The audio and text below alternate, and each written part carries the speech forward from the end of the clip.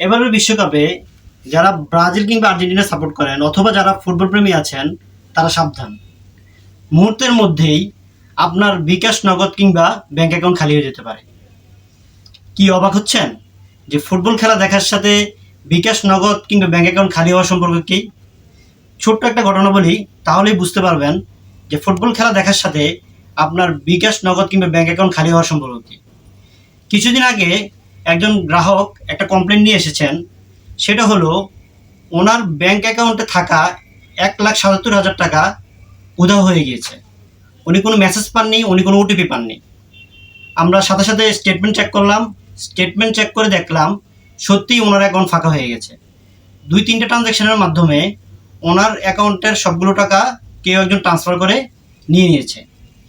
তখন আমরা ওনাকে জিজ্ঞেস করলাম যে আসলেই বলেন তো ঘটনাটা কি ঘটেছে।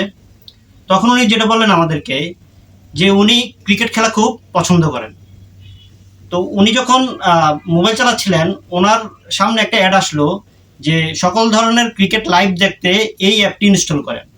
সিবিটিভি নামে একটা অ্যাপের অ্যাড আসলো ওনার সামনে। উনি ওই অ্যাপটি ইনস্টল করেন। ইনস্টল করার সাথে সাথে ওনার ফোনটা অন অফ হওয়া শুরু করে এবং একটা সময় এটা ব্ল্যাঙ্ক হয়ে যায়।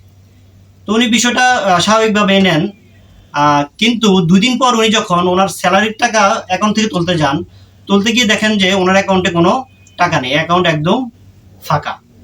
তখনই উনি আমাদের কাছে কমপ্লেন নিয়ে আসেন। এখন এখানে আসলে যে ঘটনাটা ঘটেছিল সেটা হচ্ছে উনি যখন আননোন সোর্স থেকে যখন অ্যাপটা ইনস্টল করেন তখন সাথে সাথে হ্যাকাররা ওনার ফোনের কন্ট্রোল নিয়ে নেয়। ফলে হ্যাকাররা ওনার কোথায় কি অ্যাকাউন্ট মেনটেন করেন, কোথায় কি পাসওয়ার্ড দেন, এগুলো সব ওরা মনিটর করে ওরা বুঝে ফেলে। এবং একটা সময় ওরা কি করে ওনার অ্যাকাউন্ট থেকে টাকাগুলো সরিয়ে নেয় এবং ওটিপি আর মেসেজগুলো বাইপাস করে ওরা অন্য জায়গায় দিয়ে দেয়, যাতে হচ্ছে কি উনি এগুলা দেখতে না পান।